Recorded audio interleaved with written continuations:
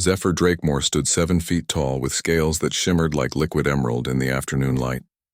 His massive wings folded against his back as he walked through the marble halls of his mansion on the planet Draconis, Prime, worth over 3 billion galactic credits from his mining operations across 12 star systems. He was one of the wealthiest dragons in the known galaxy. The sound of laughter echoed from the entertainment wing of his estate. Zephyr paused, his golden eyes narrowing. His son Ember rarely laughed these days. The young dragon had been sullen and withdrawn since his mother's death in a transport accident 2 years ago. At only 50 years old, barely, a teenager by dragon standards, Ember struggled with his grief while trying to master the complex art of flight and fire breathing that came naturally to adult dragons. Curiosity pulled Zephyr toward the sound. He moved silently through the corridors, his clawed feet making no noise on the polished floors. As one of the apex predators in the galaxy, dragons had evolved to be surprisingly stealthy when they chose to be. The laughter grew louder as he approached the ballroom. Through the ornate doorway, Zephyr saw something that made him freeze in place. His human maid, Sarah Chen, was in the center of the vast room with Ember, but they weren't cleaning or organizing. They were dancing. Sarah moved with fluid grace, her small human frame spinning and leaping in ways that seemed to defy gravity. Her long black hair swirled around her shoulders as she demonstrated steps to Ember, who was attempting to copy her movements. The young dragon's massive form looked awkward and clumsy compared to her elegant motions, but his face showed pure joy for the first time in months. "Feel the rhythm in your heart," Sarah called out, her voice carrying the slight accent of Earth's Pacific regions. "Don't think about your size or your wings. Just move with the music." She activated a small device that filled the room with a haunting melody, something distinctly human with instruments Zephyr didn't recognize. The music had an otherworldly quality that seemed to speak directly to the soul. Ember tried again, his powerful legs moving in what humans called a waltz. His wings spread slightly for balance, and for a moment he achieved something beautiful.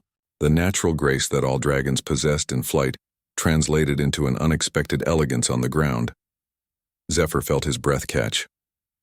In dragon culture, dancing was reserved for the most sacred ceremonies, mating rituals, and the honoring of the dead. It was not something done for pleasure or learning. The fact that a human was teaching his son this intimate art form should have outraged him. Instead, he found himself mesmerized. Sarah noticed Ember's improvement and clapped her hands together. "Perfect. You're starting to understand.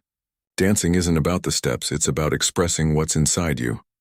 But humans are so much better at this," Ember said, his young voice carrying frustration. "Your bodies are made for grace. We're made for power." "That's where you're wrong," Sarah replied gently. She approached him and placed her tiny hand on his massive forearm. "You dragons have something we humans lost long ago, a connection to the ancient rhythms of the universe. Your kind flew between stars before we even discovered fire. That cosmic dance is in your blood." She stepped back and began a new sequence, her movements more complex now. To Zephyr's trained eye, she wasn't just dancing, she was telling a story. Her body language spoke of soaring through nebulae, of diving through asteroid fields, of the loneliness of deep space and the joy of finding home. Ember watched in wonder. "How do you know about stellar navigation patterns?" Sarah smiled mysteriously. "I've studied many things, little dragon.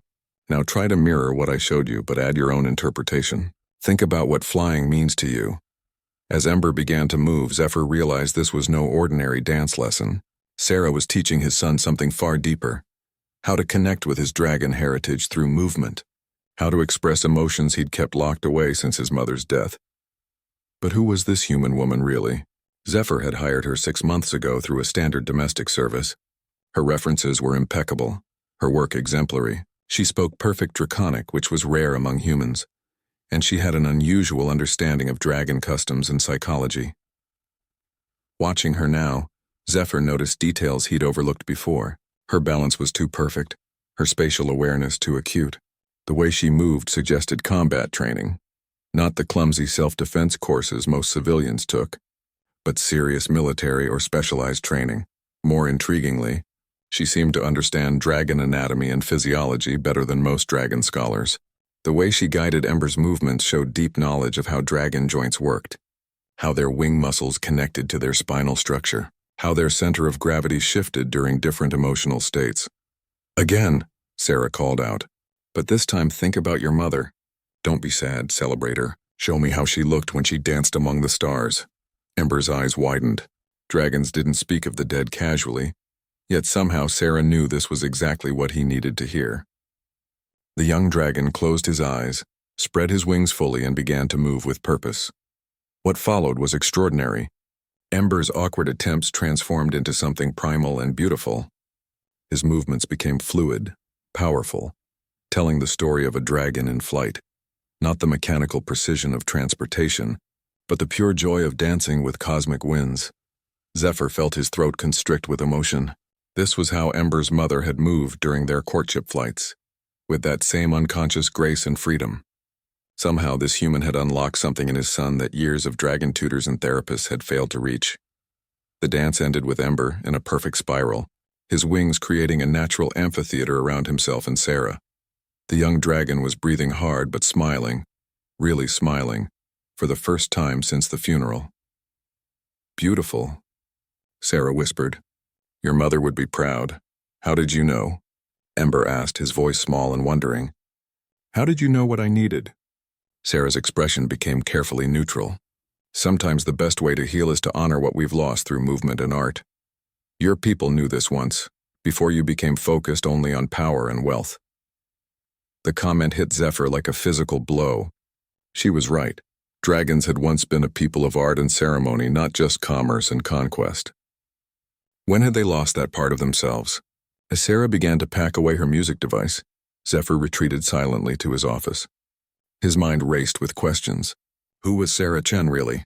What was her true purpose in his household?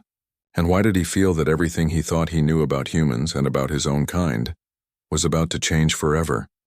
The next morning, Zephyr sat in his private study surrounded by holographic displays showing Sarah Chen's employment records. Everything appeared normal on the surface. Birth certificate from Earth's new Singapore colony, education records from the Terran Domestic Sciences Academy, excellent recommendations from previous employers on 3 different worlds. But Zephyr hadn't built a business empire by accepting things at face value. He activated his secured communication array and contacted Grimjaw Investigations, the galaxy's most discreet information brokers. If there were secrets to uncover about his mysteriously skilled human maid, they would find them. Meanwhile, in the mansion's east wing, Sarah was teaching Ember advanced breathing techniques in the garden. Zephyr watched from his window as she guided his son through what appeared to be meditation exercises, combined with subtle movements. "Focus on the fire inside you," Sarah instructed, "not the angry flame that burns wild, but the steady heat that warms a home. Feel how it connects to your heartbeat, your breathing, your place in the world." Ember sat cross-legged on the grass, his massive form surprisingly stable in the meditative pose.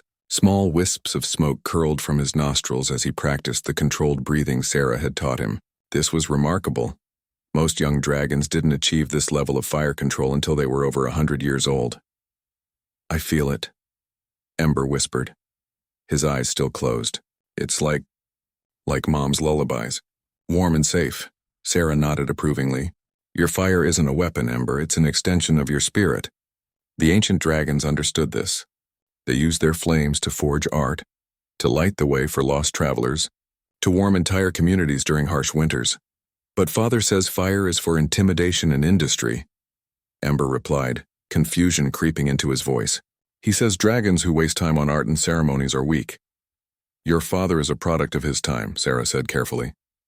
"Modern dragon society has forgotten much of its heritage, but you don't have to accept those limitations." Zephyr felt a flash of anger at the criticism, but forced himself to keep listening. What disturbed him most was that Sarah's words carried an uncomfortable truth. When had dragon culture become so focused on dominance and acquisition?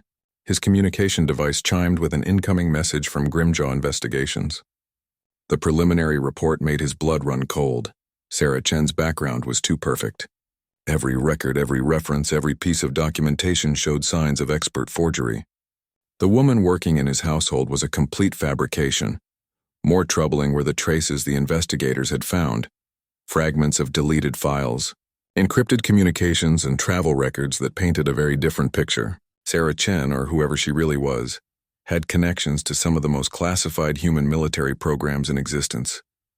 The report included a single clear photograph that made Zephyr's heart stop. Sarah, dressed in the midnight blue uniform of the Terran Special Operations Division, standing beside a group of humans he recognized from galactic intelligence briefings.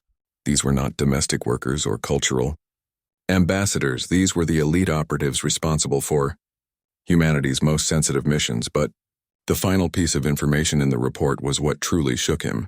According to partial military records, the woman in his household was Dr. Sarah Nakamura, not Chen, one of Earth's leading xenopsychologists and cultural integration specialists. She held advanced degrees in comparative species psychology, interstellar diplomatic protocols, and something called therapeutic cultural intervention. Zephyr closed the report and stared out at the garden where Sarah was now teaching Ember a complex series of movements that looked like martial arts combined with dance. Every gesture was precise, controlled, purposeful. This was not recreational activity. This was training. But training for what? His secure line activated again.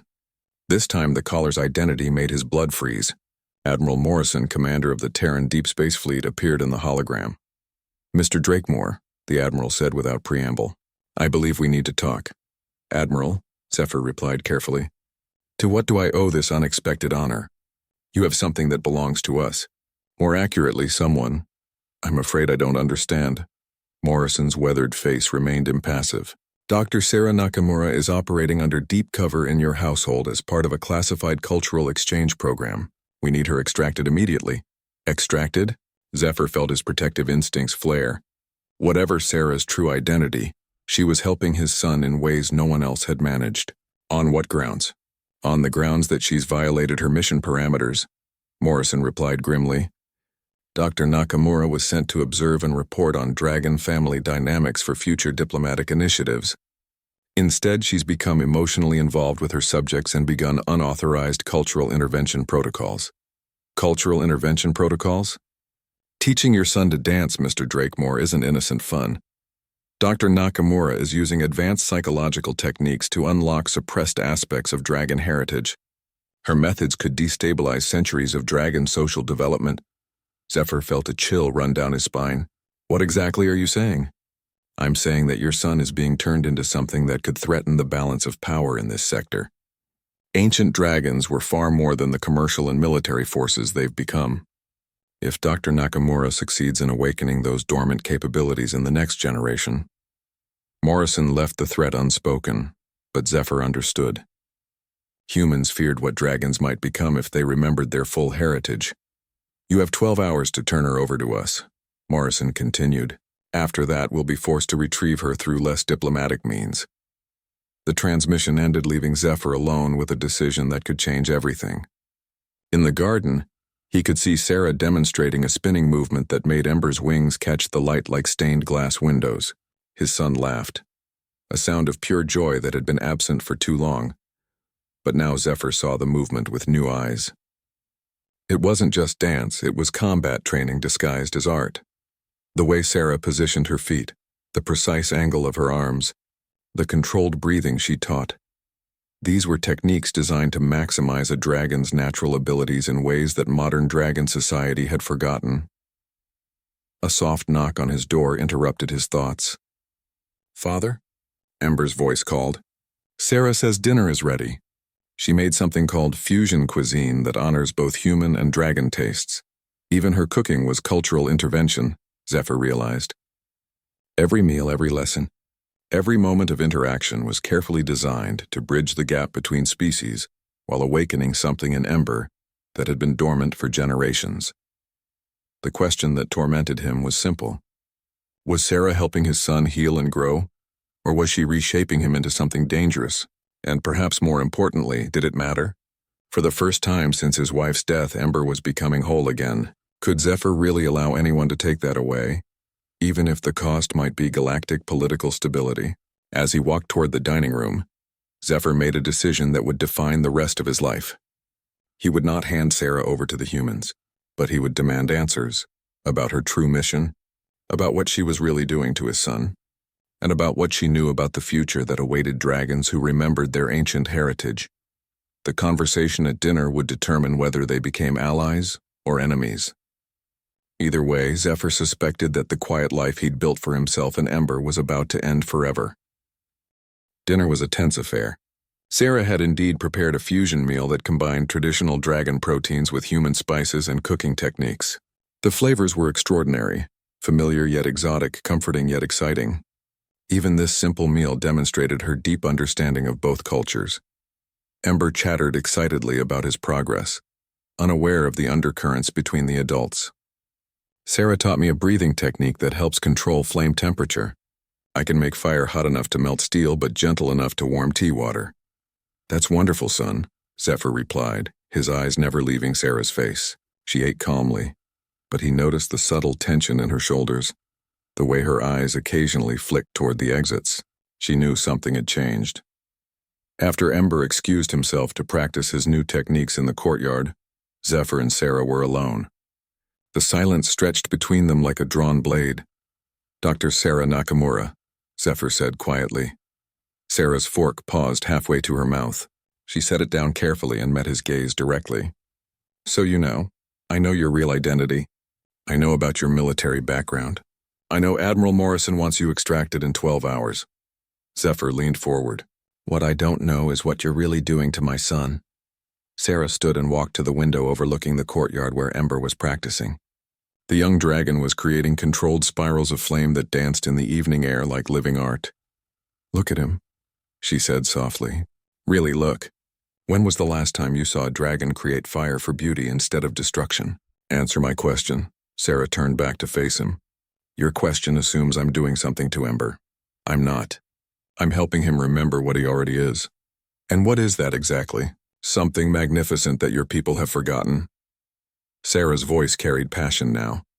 Dragons weren't always the cold, calculating business entities they've become. You were artists, philosophers, guardians of cosmic knowledge. You danced among the stars not just for transportation, but for joy. Zephyr felt his anger rising. "Spare me the romantic fantasies. Dragons survive in the modern galaxy because we adapted. We became practical. You became afraid." The words hit like a physical blow. "Afraid? Dragons fear nothing. You fear yourselves." Sarah moved closer, her small frame radiating intensity. "You fear what you could become if you embraced your full heritage? So you teach your children to suppress their natural gifts, to see fire as a tool instead of an expression of spirit, to value acquisition over creation. And humans are better? Humans are survivors," Sarah admitted. "We're adaptable, resourceful, persistent, but we lack the cosmic perspective your kind was born with. Separately, both our species are incomplete. Together..."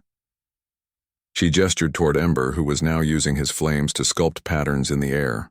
"Together we could accomplish something neither could achieve alone." Zephyr stared at her. "This is about more than my son, isn't it?" Sarah nodded slowly. "The galaxy is changing, Zephyr. New threats are emerging from the outer rim, entities that neither human technology nor dragon power can face alone. But dragons who remember their ancient heritage, working alongside humans who've learned to think beyond survival. That combination might be enough. What kind of threats? The kind that made your ancestors flee to this galaxy in the first place." The statement froze Zephyr's blood. Dragon history spoke of the Great Migration, but it was shrouded in myth and legend. Official histories claimed dragons had simply expanded their territory.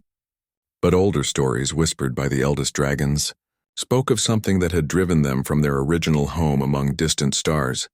"You're talking about legends. I'm talking about long-range sensor data from our deepest space probes," Sarah replied grimly. "Something is moving through the void between galaxies. Something vast and hostile. Our analysts estimate it will reach this galaxy within 50 years. "Why should I believe you?" Sarah activated a small device she pulled from her pocket. A holographic display showed star charts and sensor readings that made Zephyr's heart sink. The data was genuine. He could tell by the encryption signatures and the technical details that would be impossible to fake. "Your admiral wants you extracted because you've exceeded your mission parameters," Zephyr said, understanding dawning. "Morrison is a good soldier but a limited thinker," Sarah replied.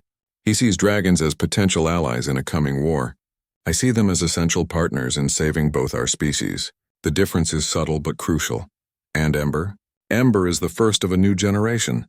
Dragons who can access their full heritage while understanding human adaptability. Children who can bridge the gap between our peoples. Sarah's voice softened.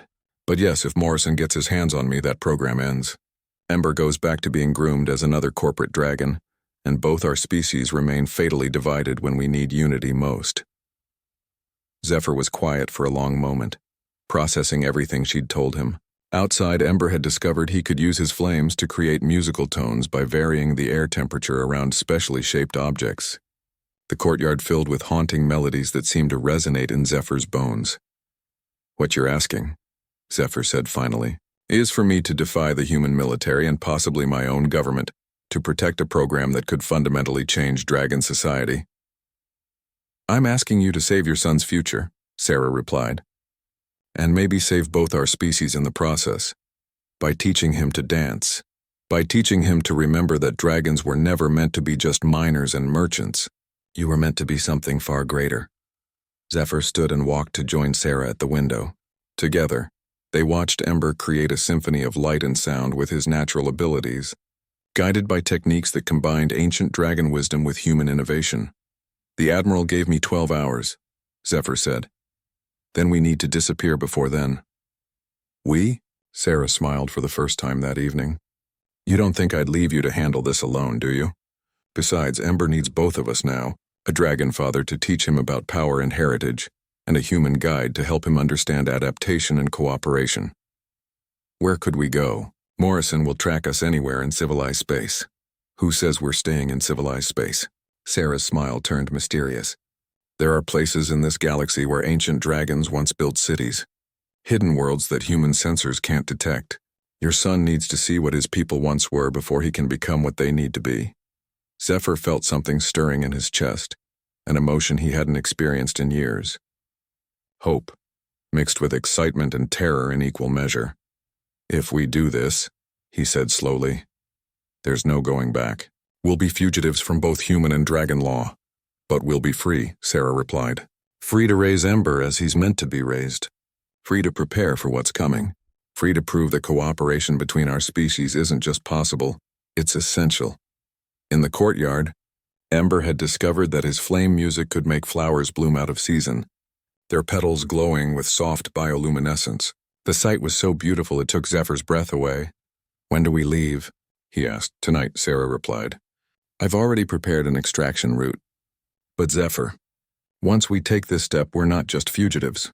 We're the first family of a new age. Are you ready for that responsibility?" Zephyr looked at his son, who had begun to dance with his own flames, creating patterns of beauty that no dragon had achieved in 1,000 years. For the first time since his wife's death, Zephyr felt truly alive. "Yes," he said, "I'm ready." The escape began at midnight. Sarah had spent the evening quietly packing essential supplies, while Zephyr used his business connections to arrange what appeared to be a routine cargo shipment to the outer mining colonies.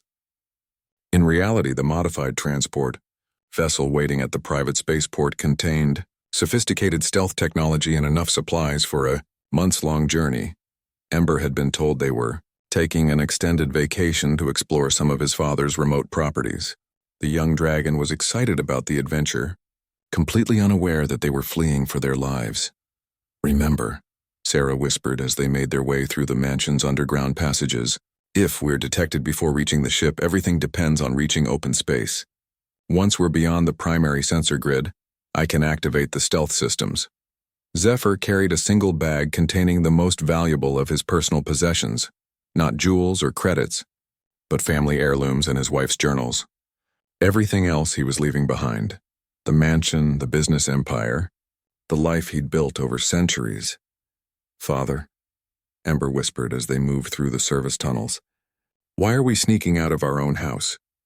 "Because sometimes the most important journeys must begin in secret," Zephyr replied, hoping his son would understand the cryptic answer. They emerged in the estate's private shuttle bay, where Sarah's promised transport waited.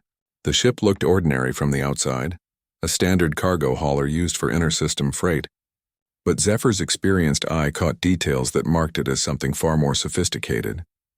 The subtle curve of stealth plating, the oversized engine housings that suggested serious speed capability, and sensor arrays that belonged on military vessels. How did you acquire this ship? He asked Sarah as they boarded. Let's just say the human military has resources they don't always acknowledge, she replied, moving to the pilot station with practiced efficiency. Besides, after tonight, Admiral Morrison will probably list it as destroyed in a training accident. The ship's interior confirmed Zephyr's suspicions. This was no converted cargo hauler. It was a purpose-built deep space reconnaissance vessel disguised to look civilian. The passenger compartments were spacious enough for dragons, with environmental controls designed for multiple species. Someone had planned this escape route long before Sarah had been assigned to his household. How long have you been planning this? Zephyr asked as Sarah initiated the launch sequence. The extraction contingency was built into my mission from the beginning, she admitted, but the decision to include you and Ember was mine alone. My superiors expect me to return with data about dragon psychology. They have no idea I'm bringing the actual dragons. The ship lifted silently from the private spaceport. Sarah's piloting skills were exceptional. She navigated the complex traffic patterns around Draconis Prime without triggering any automated alerts or drawing attention from traffic control. Where exactly are we going? Zephyr asked as they cleared the planet's atmosphere. A place called Nexus Station, Sarah replied.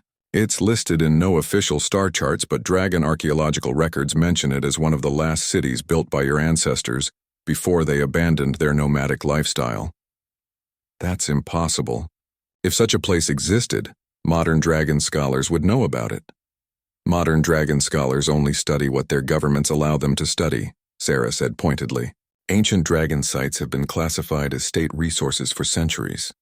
Your people's own history has been hidden from them. The navigation computer chimed, indicating they were approaching the edge of the system's sensor grid. Sarah's hands moved over the controls with practiced precision, activating systems that Zephyr didn't recognize. Engaging stealth mode, she announced.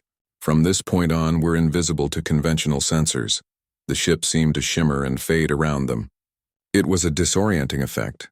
They could still see out, but something in the hull plating was bending light and energy around them in ways that made detection nearly impossible.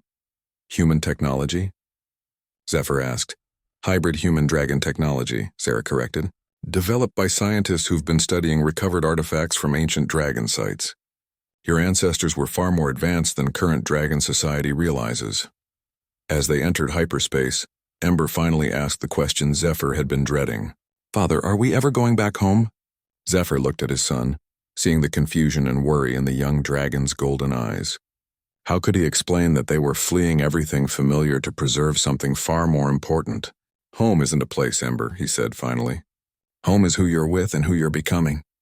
We're going to discover things about ourselves and our family that we never knew existed. Like what? Sarah turned from the pilot station. Like why you can create flame music when no other dragon in known space can do that. Like why your dancing feels as natural as flying. Like why you instinctively understand things your tutors never taught you. I don't understand. You're remembering, Sarah explained gently. Your genetic memory is awakening abilities that have been dormant in dragon bloodlines for generations. What I've been teaching you isn't really new, it's helping you rediscover what you already knew. Ember was quiet for a moment. Is that why Mother's journals talked about dreams of singing stars? Zephyr started. You've read your mother's personal journals? Only the ones she left for me, Ember replied. She wrote about strange dreams she had when she was pregnant with me. Dreams of dragons who could make music with starlight and dance on solar winds. She said I would understand them someday. Sarah and Zephyr exchanged looks. This was more significant than either had realized. Ember's abilities weren't just the result of Sarah's teaching. They were genetic traits that had been waiting for the right conditions to emerge. Your mother was gifted with foresight, Zephyr said softly. It runs in certain dragon bloodlines. She must have sensed that you would be different. Different how? Special, Sarah said. Dragons like you are born maybe once in 1,000 years. You're a bridge between what your people were and what they could become again. The hyperspace journey would take 3 days to reach Nexus Station. During that time, Sarah continued Ember's education, but now with a new focus. Instead of disguising the lessons as games and art, she began to teach him the truth about dragon heritage. She showed him holographic records of ancient dragon cities that floated among the stars, held together by technologies that combined physical engineering with abilities that could only be described as cosmic harmony. Dragons who could sing new planets into existence, who danced gravitational patterns that created stable solar systems, who used their fire not as a weapon but as a tool for creation on an astronomical scale.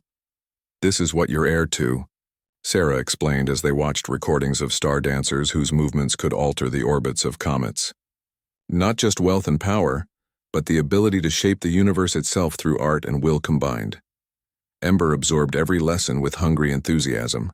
His abilities grew stronger each day, and more importantly, he began to understand his place in a larger cosmic story. But Zephyr noticed something else developing during their journey. The relationship between Sarah and Ember was deepening beyond teacher and student. She was becoming the mother figure his son had lost, and Ember was becoming the child she'd never had.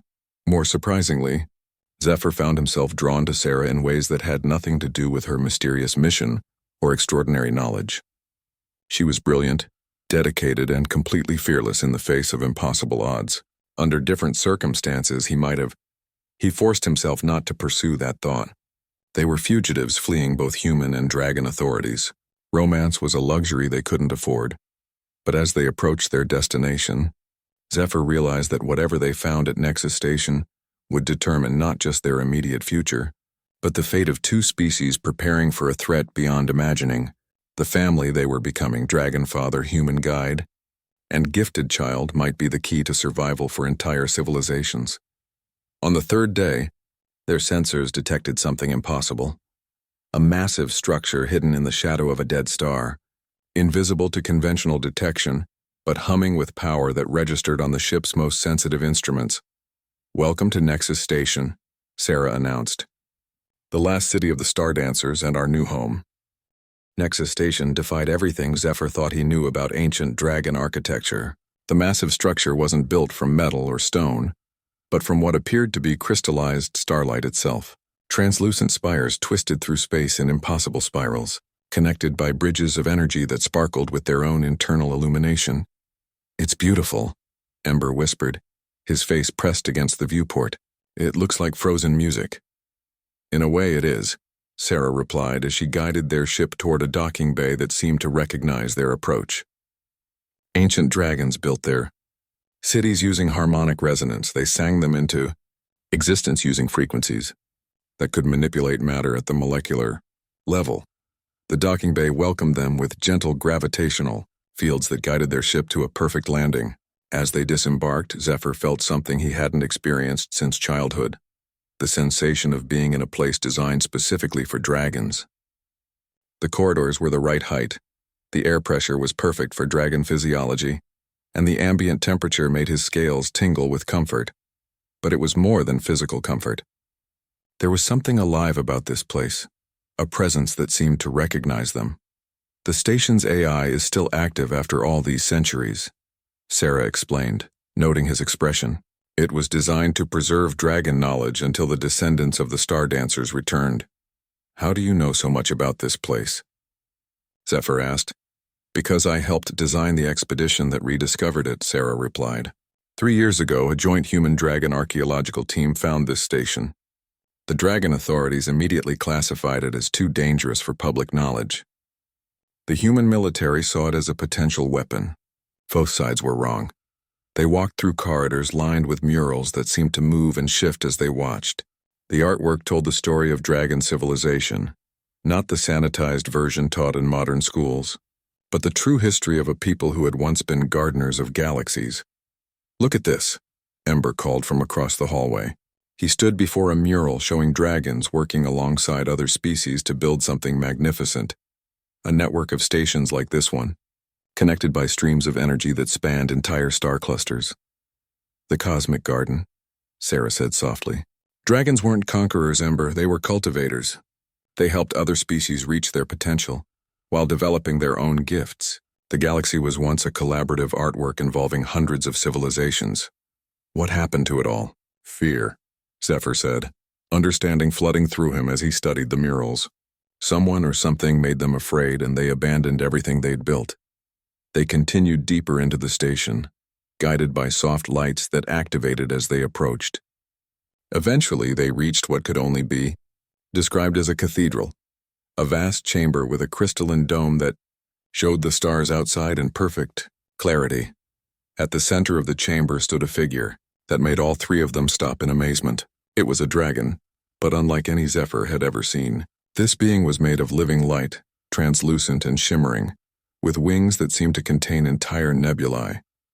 "Welcome, children of the star dancers," the figure said, its voice like cosmic wind. "I am the keeper, the last guardian of this place. I have waited long for your return." Ember stepped forward without fear, drawn by something in the keeper's presence. "Are you real?" "I am what remains of the last council of shapers," the keeper replied. "When our people fled the coming darkness, we chose to remain as guardians of knowledge. We have been waiting for the bloodlines to awaken, for the gifts to return." "The gifts?" Zephyr asked.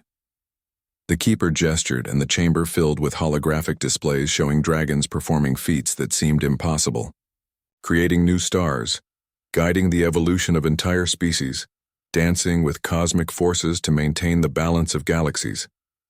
These were the abilities your ancestors possessed before fear made them forget. The power to shape reality through harmony between will and cosmic law. The keeper's attention focused on Ember. "Young one, show me what you have learned." Ember looked uncertainly at his father and Sarah, then stepped into the center of the chamber. He closed his eyes, centered himself using Sarah's breathing techniques, and began to move. What happened next took Zephyr's breath away. Ember's flames responded to his movements, but instead of simple fire, they became streams of pure energy that resonated with the chamber itself. The crystalline walls began to sing, harmonizing with Ember's dance, and suddenly the entire station came alive with music that could be felt in their bones. "Magnificent," the keeper breathed. "The bloodline remembers. But this is only the beginning, young star dancer. Would you like to see what you could become?" Ember nodded eagerly. The keeper moved to stand beside him, and together they began a dance that transformed the chamber into something beyond description. Reality itself seemed to bend around them, showing glimpses of what dragons had once accomplished. Entire solar systems choreographed like vast ballets, species guided to enlightenment through cosmic harmony, galaxies maintained in perfect balance through the dance of creation. "This is your heritage," the keeper told Ember. "Not conquest or domination, but partnership with the universe itself. You are meant to be gardeners of infinity." "But I'm just one dragon," Ember said, overwhelmed by the scope of what he was seeing. "How could I ever do things like this?" "You are not alone," the keeper replied, gesturing toward Sarah and Zephyr. The ancient ways required cooperation between species. Dragons provided the power and cosmic perspective, while other races contributed their unique gifts. Humans, with their adaptability and innovation, could be essential partners in restoring the garden. Sarah stepped forward. "Is that why you were really sent here?" she asked, looking at the keeper. "To test whether cooperation between our species was possible?" "The station itself sent out the signals that led to its rediscovery," the keeper confirmed. "When our sensors detected the approaching darkness, we knew the time had come to reawaken the ancient alliances. You, Dr. Nakamura, were chosen because your psychological profile indicated someone capable of bridging the gap between species." "And Ember?" "Young Ember carries the strongest star dancer bloodline we have detected in 1,000 years. With proper training and guidance, he could become the first of a new generation of cosmic gardeners." Zephyr felt a mix of pride and terror. What you're describing would change everything. Dragon society, human civilization, the entire political structure of the galaxy. "Yes," the keeper said simply. "Change is exactly what is needed. The darkness that drove our ancestors to abandon the garden is returning. Traditional military responses will be insufficient. Only by restoring the ancient ways can both your species hope to survive." "What kind of darkness?" Sarah asked. The chamber's displays shifted to show something that made Zephyr's blood run cold. Vast entities that existed in the spaces between galaxies, feeding on the life force of entire civilizations. They moved like a cosmic plague, leaving only dead worlds and empty space in their wake. "The Devourers," the keeper said. "They consume not just matter and energy, but the very concept of existence itself. Worlds they touch are not just destroyed, they are forgotten, erased from the memory of the universe." "How long do we have?" Zephyr asked. 50 years, perhaps less. They are already at the edge of this galaxy's influence. The weight of this revelation settled on all of them. Everything Sarah had told them was true, but the reality was even more dire than she had known. "Can you teach us?" Ember asked the keeper. Can you show us how to become what we need to be? I can begin your education, the keeper replied. But the true learning must come through practice and discovery. You must find others. Dragons with awakening bloodlines, humans with the right psychological profiles, and representatives of other species who remember the old alliances. Other species? Sarah asked. The garden was never a dragon creation alone. You will need the crystal singers of Andromeda, the dream weavers of the Magellanic Clouds, the time dancers of the galactic core. Many peoples contributed to the cosmic harmony that once kept such threats at bay. Zephyr realized. They were being offered something unprecedented, the chance to restore a civilization that had been lost for millennia, to become part of something infinitely larger than individual survival. If we accept this responsibility, he said slowly, there's no going back to the lives we knew. There is no going back anyway, the keeper replied gently. The old ways are ending whether you choose to help shape the new ones or not. The question is whether the transition will happen through cooperation and wisdom, or through chaos and destruction. Ember moved to stand between his father and Sarah, taking both their hands. We're already a family, he said with the simple clarity of youth. Why can't we become part of a bigger family? Looking at his son, Zephyr felt the last of his doubts fade away. Ember was right. They had already chosen their path when they fled Draconis Prime together. Now they were being offered the chance to make that choice meaningful on a cosmic scale. Teach us, Zephyr said to the keeper. Show us how to save our galaxy.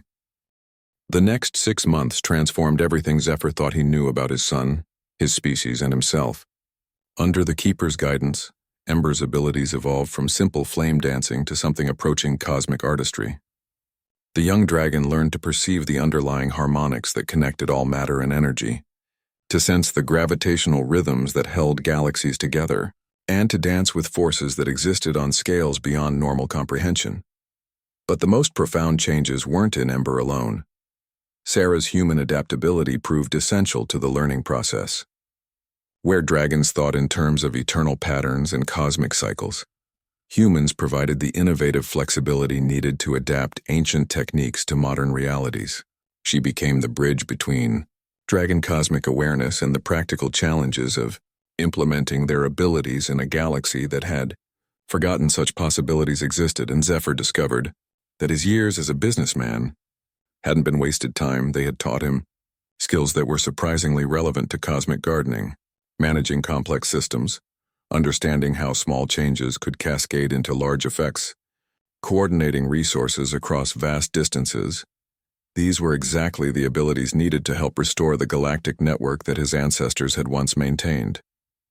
Today, you will attempt your first stellar modification, the keeper announced during what had become their daily lesson in the cathedral chamber. Nothing dramatic, simply adjusting the output of that dying star to extend its life by a few thousand years. Ember looked nervous. What if I make a mistake? What if I destroy something? The fear of destruction has paralyzed your people for generations, the keeper replied gently. But creation and destruction are part of the same cosmic dance. You cannot truly create without being willing to change what exists. Sarah activated the chamber's monitoring systems, which would track every aspect of Ember's attempt. Her scientific training had proven invaluable in documenting and understanding what the dragons accomplished through intuition and cosmic harmony. Remember, Zephyr coached his son, you're not forcing the star to change. You're inviting it to find a more harmonious pattern. Ember nodded and moved to the center of the chamber. He closed his eyes, extended his awareness beyond the station, and reached out to touch the failing star with his consciousness. For long minutes, nothing seemed to happen. Then gradually, the star's light began to shift from the red of old age to the golden yellow of renewed vitality. Excellent, the keeper said, as the stellar monitors confirmed the successful modification. The star will now burn steadily for another 3 millennia, instead of collapsing into a white dwarf within the century. But their celebration was interrupted by alarms echoing through the station. The keeper's expression became grave as data streams flowed through the crystal displays. We have visitors, the keeper announced, a human fleet approaching at maximum speed. Sarah moved to the tactical displays, her face grim as she analyzed the sensor readings. Admiral Morrison found us. That's a full battle group, 6 destroyers and a dreadnought. He's not taking any chances. Can the station's defenses stop them? Zephyr asked. The station has no weapons, the keeper replied. It was built as a place of learning and creation, not warfare. Then we run, Zephyr said, moving toward the exit. Our ship won't outrun military vessels, Sarah interrupted. Morrison's been planning this extraction for months. He'll have anticipated every possible escape route. The communication system activated, carrying Admiral Morrison's voice throughout the station. Dr. Nakamura, this is Admiral Morrison of the Terran Deep Space Fleet. You are in violation of military regulations and interspecies treaty agreements. Surrender immediately and you will be treated fairly. He's lying, Sarah said grimly. Fair treatment means memory modification and assignment to a research facility, where I'll spend the rest of my life studying dragon psychology under controlled conditions. And Ember? Zephyr asked. Becomes a test subject for human scientists trying to understand and replicate dragon abilities. The keeper said with obvious disgust. They would reduce cosmic art to mere technology. Ember stood quietly in the center of the chamber, his eyes closed and his breathing steady. When he opened them, there was a new quality to his gaze, a depth and certainty that made him seem far older than his 50 years. I know what to do, he said simply. Ember. No, Zephyr said, recognizing the tone. Whatever you're thinking, the star I just healed, Ember continued, ignoring his father's protest. I can feel its gratitude. It wants to help. Sarah checked her instruments and went pale. Ember, that star is 40 million kilometers away. Even if you could somehow use its energy, the transmission distance is an illusion, Ember said, beginning to move in the slow, deliberate patterns the keeper had taught him. Space and time are part of the same symphony, if you know the right notes. The chamber began to resonate as Ember's dance activated systems throughout the station. But this time, instead of drawing power from the station's crystals, he was reaching across impossible distances to connect with the star he had just rejuvenated.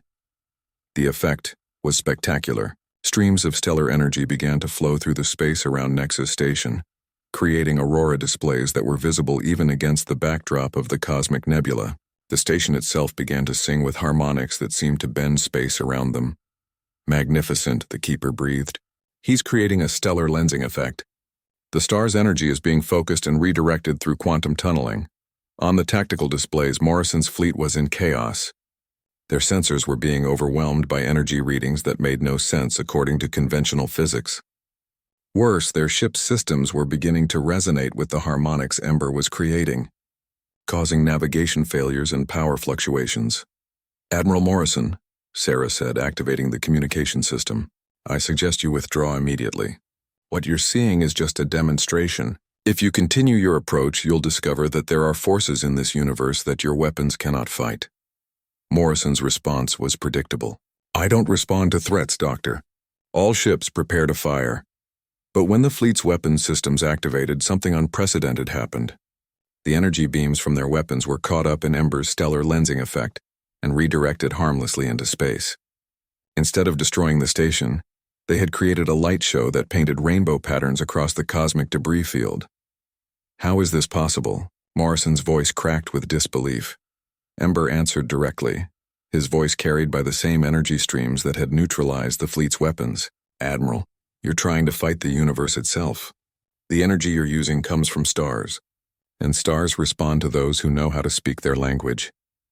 The young dragon's dance reached a crescendo, and suddenly every star within a light year began to pulse in synchronized harmony. The effect was overwhelming, a cosmic symphony that could be felt across multiple dimensions of reality. Morrison's fleet found their ships caught in gravitational fields that were impossibly gentle but absolutely irresistible.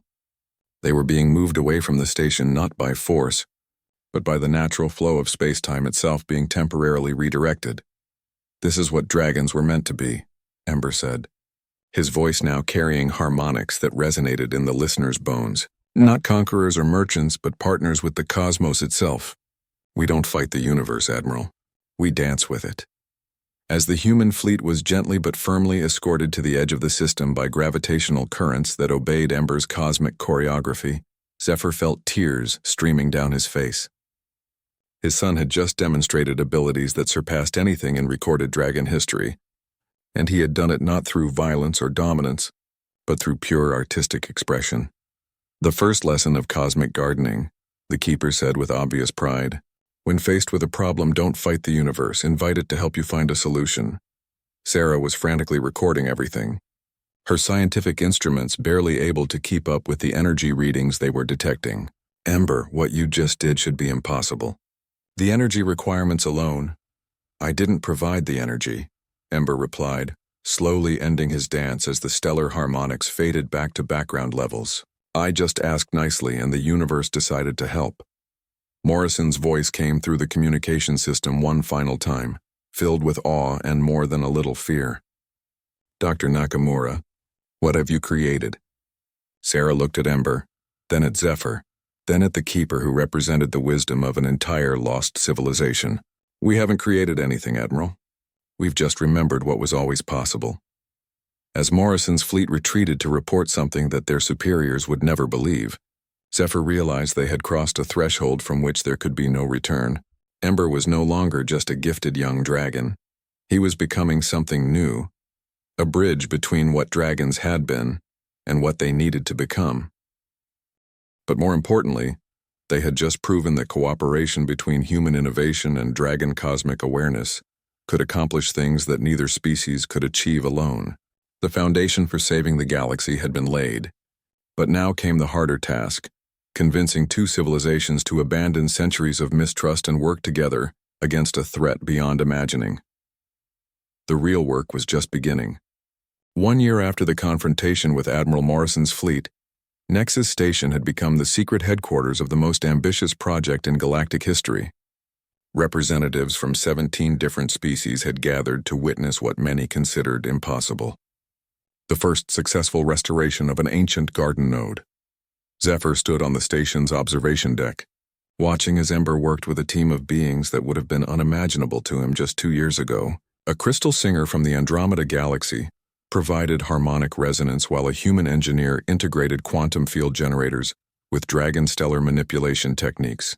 Nearby, a dreamweaver from the Magellanic clouds helped synchronize the mental patterns needed to maintain the complex energy flows. It's remarkable, said Ambassador Chen, Sarah's real name, as Zephyr had discovered, as she joined him at the viewport. 18 months ago, most of these species had never even communicated with each other. Now they're working together to restore technology that was lost for millennia. The project they were watching was both beautiful and awe-inspiring. Ember, now nearly adult-sized despite his young age, danced among streams of pure energy that connected 6 different star systems. His movements guided stellar outputs to create a stable network of energy flows that would serve as the foundation for expanding the restored garden across an entire sector of space. How many nodes do we need to have a chance against the Devourers? Zephyr asked. The Keeper estimates we need at least 100 fully operational nodes to create a defensive barrier, Sarah replied. We have 12 functioning now, with another 30 under construction. It's not enough, but it's a start. The political challenges had proven almost as difficult as the technical ones. Dragon High Command had initially branded Zephyr a traitor and put a price on his head, while human authorities had declared Sarah and her associates terrorists. It had taken Morrison himself, humbled by his encounter with Ember's abilities, to convince both governments that cooperation was their only chance of survival. Father, come look at this. Ember's voice carried across the observation deck through the station's communication system. We've achieved stable resonance across all 6 systems. Zephyr and Sarah hurried to the main engineering chamber, where they found Ember surrounded by displays showing energy readings that defied conventional understanding. The young dragon had grown not just in size but in capability. His cosmic awareness now extended across hundreds of light years, allowing him to perceive and influence gravitational patterns on a galactic scale. Show them the long-range scan, said Dr. Vex, a crystal singer whose body looked like living diamond. Her species communicated through harmonic frequencies that had to be translated for other races to understand. The chamber's displays shifted to show something that made everyone present fall silent. At the very edge of their sensor range, space itself was being distorted by something vast and hungry. The Devourers were still decades away, but their influence was already beginning to affect the outer rim systems. They're moving faster than our initial projections, Sarah said grimly, studying the data. We have maybe 30 years instead of 50. Then we accelerate the project, Ember said with calm determination. How many dragon bloodlines have been identified with Star Dancer potential? 43 confirmed, replied Captain Morrison. The former admiral had resigned his commission to lead the military coordination aspects of the project. But most are still children, and convincing their families to join us has been difficult, Zephyr finished. Dragon society is resistant to change even when faced with extinction. The problem was complex. Modern dragon culture had become so focused on individual achievement and material success that the concept of cosmic cooperation seemed alien. Worse, many dragons viewed the restoration project as a threat to their comfortable lives of commerce and industry. What about the human volunteers? Ember asked. Easier to recruit but harder to train, Sarah admitted. We have over 200 humans with the psychological profiles needed for cosmic gardening. But they lack the genetic predisposition that makes it natural for dragons. Then we teach them differently, suggested Lyra, a dreamweaver whose species existed partially in mental dimensions. Humans learn through innovation and adaptation. Instead of trying to make them think like dragons, help them develop their own approach to cosmic harmony. This had become the project's greatest discovery, that different species could achieve similar results through completely different methods. Dragons worked through instinctive harmony with cosmic forces, while humans succeeded through technological augmentation and systematic analysis. Crystal singers used pure mathematics translated into music, while dreamweavers operated through shared consciousness and emotional resonance. The diversity is our strength, the keeper had explained during one of their planning sessions. The original garden failed partly because it relied too heavily on dragon cosmic awareness. When the Star Dancers were diminished by fear, the entire network collapsed. This time we're building redundancy through multiple approaches.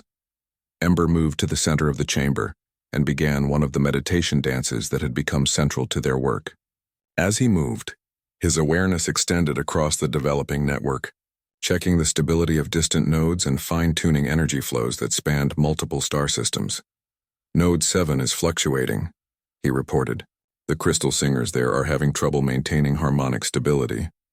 I'll take a team to assist them, Dr. Vex volunteered, her diamond form shifting colors as she communicated with other members of her species across the galaxy. Node 15 reports successful. Integration of human quantum field technology with Andromedan harmonic amplifiers, came another. Report from the communication stations. They're ready to begin expansion to secondary systems. Watching the coordinated effort, Zephyr felt a profound sense of accomplishment mixed with desperate urgency. They had proven that galactic cooperation was possible, that species with completely different biologies and psychologies could work together toward common goals. But would it be enough, and would they have enough time? There's something else, Sarah said quietly, pulling Zephyr aside while the others coordinated the next phase of construction. Long-range scouts have detected something unprecedented. Some of the outer rim species, the ones closest to the Devourer approach path, they're not fleeing. What do you mean? They're organizing. Species that have been at war for centuries are suddenly forming alliances, sharing technology, coordinating defensive strategies. It's like they can sense what's coming. Zephyr considered this. Maybe the threat is so obvious that even the most isolated species recognize the need for cooperation. Or maybe, Ember said, approaching them after completing his meditation, the cosmic harmony we're restoring is awakening something in all the species it touches. The garden was never just about star manipulation. It was about consciousness itself, about helping every sentient race reach its full potential. The implications were staggering. If their project was not just creating a defensive network, but actually elevating the consciousness of entire species, then they were attempting something even more ambitious than they had realized. Father, Ember continued, I've been thinking about what the Keeper said about the original garden's failure. What if the Star Dancers didn't flee because they were afraid? What if they were buying time, preserving knowledge and bloodlines so that when the threat returned, the galaxy would be ready with something better? You think our ancestors planned this? I think they hoped for it, Ember replied. They couldn't stop the Devourers with the resources they had, but they could plant seeds that would grow into something stronger. Dragon children who would be raised by humans to think beyond traditional limitations. Human scientists who would learn to work with cosmic forces instead of trying to dominate them. Crystal singers who would remember the old songs. Dreamweavers who would maintain the consciousness patterns needed for true cooperation. Sarah stared at him. You're suggesting this entire situation was orchestrated across millennia? Not orchestrated, Ember said thoughtfully. Hoped for. They created the conditions that would make success possible. But we still have to choose to succeed. As if summoned by their conversation, the keeper materialized in the chamber. The ancient consciousness had been monitoring their progress and offering guidance, but lately its appearances had become more frequent and urgent. The time for gradual expansion has ended, the keeper announced. Our sensors detect accelerated devourer movement. They have consumed 3 outer galaxy clusters ahead of schedule. We must activate all partially completed nodes immediately, whether they are ready or not. That's incredibly risky, Sarah protested. Unstable nodes could cascade into system-wide failures. The alternative is certain extinction, the keeper replied grimly. Young Star Dancer, it addressed Ember directly. Are you prepared to attempt something that has never been done? Can you synchronize an incomplete network spanning half the galaxy? Ember looked at his father, then at Sarah, then at the diverse group of beings who had become his extended family. I don't know if I'm ready, he said honestly, but I know I have to try. Zephyr felt his heart swell with pride and terror in equal measure. His son was about